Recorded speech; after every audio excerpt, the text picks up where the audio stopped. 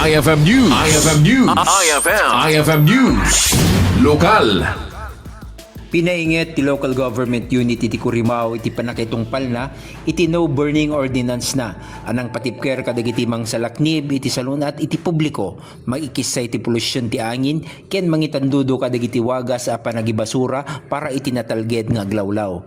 Iti nasapa paset dato nga lawas minapigsa ti gobyerno munisipal iti panagmonitor ken kampanya na tapno maisugurado ang maawatan ken anamungan dagiti umili dagiti umnong aramid iti panakaisuro iti basura kas iti panagilasin panagcompose kadagiti biodegradable materials panagrecycle ken panagusar kadagiti naituding a pasilidad a panagibileng.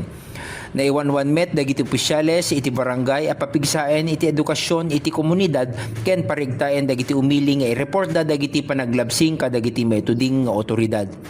May paadal pa iti publiko a suportaran ti ordinansa babaen iti panagsanay da iti responsable a panagmanehar iti basura ken tumulong amang taginayon iti nadaldalos na salunat ken nataltalged a komunidad para iti amin. Para iti IFM News, Idol Glenn Batuyong, Tatak IFM! IFM News. IFM News. IFM News. Lokal.